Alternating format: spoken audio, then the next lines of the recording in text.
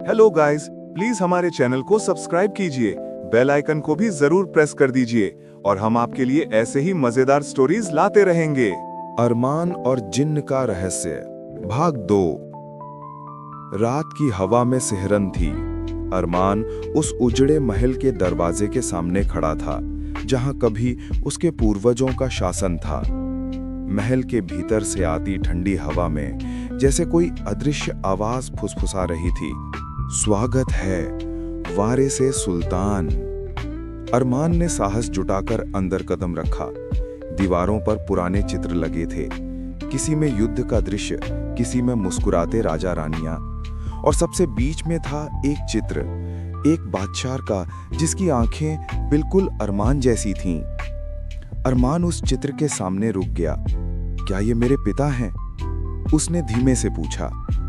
अचानक पीछे से एक हल्की चमक उठी, वो ही नीला धुआं, और उसी में उभरा रूहे जमान जिन्न। उसकी आंखों में आज कोई अलग सी चमक थी, जैसे वो किसी बड़े रहस्य को छिपा रहा हो। हाँ अरमान, यह तेरे पिता सुल्तान आरिफ ज़रियाई थे, वो बादशाह जिन्होंने न्याय और दया से इस राज्य को चलाया। पर एक दिन उनके सबसे भरोसेमंद सलाहकार ने उन्हें धोखा दे दिया। अरमान की मुट्ठियां कस गईं। कौन था वो? वो था ज़ुहैर, एक काला जादूगर। उसने तेरे पिता से ईर्ष्या में आकर पूरी सल्तनत पर श्राप डाल दिया, और जब तेरे पिता ने मुझे रोकने के लिए बुलाया, तब उन्होंने खुद को कुर्बान कर दिया ताकि मैं इस राज्य के साथ नष्ट ना हो जाऊं। अरमान के आंसू गिर पड़े। मेरे अब्बू ने अपनी जान मेरे लिए दी, जिन्न ने धीरे से कहा। उन्होंने कहा था, जब मेरा बेटा बड़ा होगा रूहे जमान, तब उसे ये सल्तनत लौटा देना। और आज वो वक्त आ गया है। अरमान ने गहरी सांस ली। मुझे बताओ जिन्न, इस श्राप को तोड़ने का तरीका क्या है? जिन्न ने अपनी हथेली में नीली रोशनी उठाई और बोला, राज सिंहासन पाने से पहले तुझे 3 परीक्षाएं देनी होंगी। हर परीक्षा तेरे दिल, तेरी हिम्मत और तेरे यकीन की परख करेगी। अगर तू हार गया तो ये सल्तनत हमेशा के लिए अंधकार में डूब जाएगी। अरमान ने सिर झुकाया। मैं तैयार हूं। जिन्न ने हाथ उठाया। हवा में एक चमकदार गोला बना और उससे एक दरवाजा निकला, जिस पर अजीब निशान खुदे हुए थे। पहली परीक्षा, दिल की सच्चाई। दरवाजा खुला और अरमान ने खुद को एक उजले बाग में पाया। चारों ओर फूल, झरने और मधुर संगीत। लेकिन वहां एक और शख्स खड़ा था, बिल्कुल अरमान जैसा। वो बोला, मैं हूं तेरा दूसरा रूप, तेरे अंदर का लालच। क्या तू सच में गरीबों का राजा बनना चाहता है या बस ताकत का भूखा है? अरमान चुप रहा। उसका दूसरा रूप बोला, तेरे पास अब सब कुछ है, क्यों झंझट में पड़े? जिनसे कह तुझे बादशाह बना दे बिना किसी परीक्षा के। अरमान ने गहरी सांस ली। अगर मैं वो बनूं जो मेहनत के बिना राज चाहता है, तो मैं अपने अब्बू की कुर्बानी के लायक नहीं रहूंगा। उसके शब्दों के साथ वो दूसरा रूप धुएं में बदल गया। बाग की रोशनी और चमकीली हो गई। एक आवाज आई, तेरा दिल सच्चा है अरमान। दूसरी परीक्षा, डर का सामना। अगली जगह एक अंधेरी गुफा थी। गुफा की दीवारों पर अजीब से चिन्ह चमक रहे थे और बीच में एक विशाल सांप लिपटा हुआ था। वो सांप बोला, जो मेरे पास से गुजरेगा उसे अपने सबसे बड़े डर का सामना करना होगा। अरमान के हाथ कांप रहे थे, पर उसने आगे बढ़कर कहा, मैं तैयार हूं। सांप ने अपनी आंखों से आग की लपटें निकाली और अचानक अरमान के सामने दृश्य बदल गया। वो अपनी मां को देखता है, जो किसी बीमारी से जूझ रही हैं और कोई मदद नहीं कर रहा। अरमान चीख उठा, अम्मी! पर वो बस एक मरीचिका थी, एक झूठा डर। जिन्न की आवाज गूंजी, अरमान, डर सिर्फ वही है जिसे तू मान लेता है। अरमान ने आंखें बंद की और कहा, मेरा यकीन मेरे डर से बड़ा है।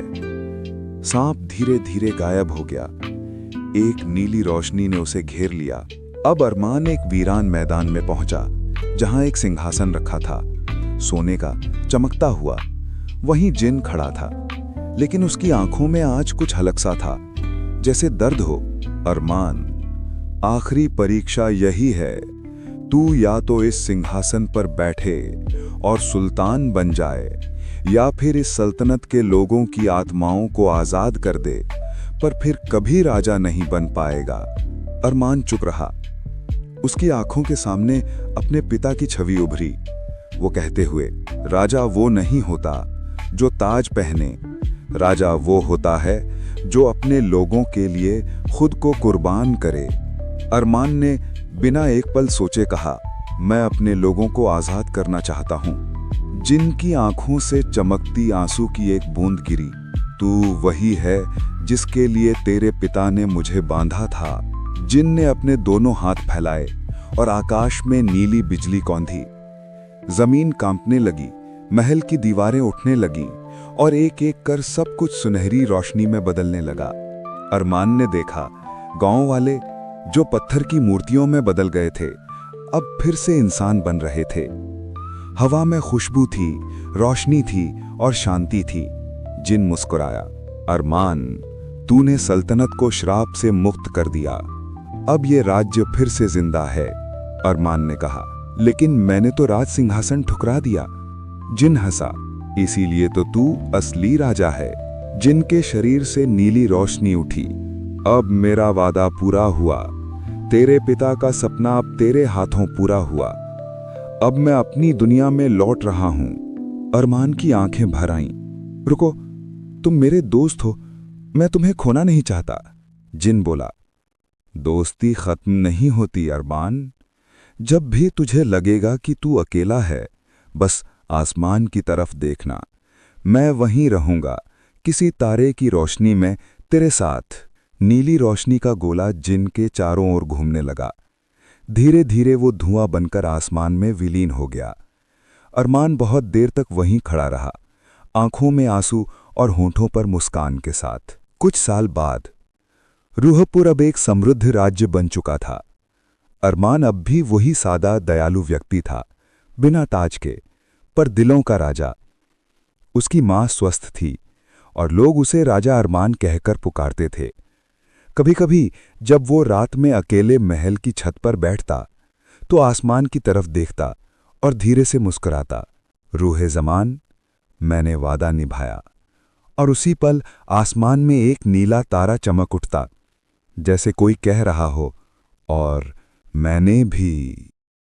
मुझे उम्मीद है कि आपको ये स्टोरी पसंद आई होगी, तो प्लीज हमारे चैनल को सब्सक्राइब कीजिए और बेल आइकन को भी प्रेस कर दीजिए।